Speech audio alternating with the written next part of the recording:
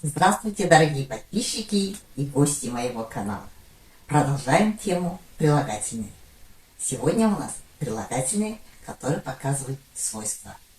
Например, выткр – острый, жақсы – хороший, жаман – плохой, салқын – прохладный, жылы – теплый, суық – холодный, ыстық – горячий, қараңғы – темный, жарық – светлый.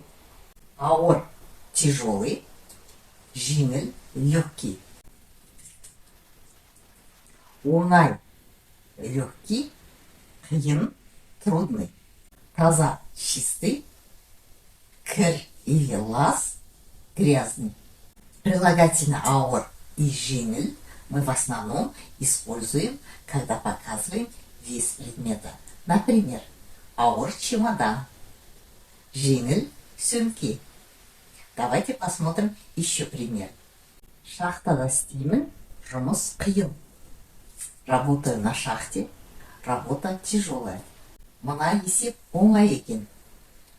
Оказывается, эта задача легкая. Күн жылы, далаға шығайық. День теплый, давай выйдем на улицу. Мына пышақ өткір екен. Оказывается, этот нож острый. Чемодан ауыр.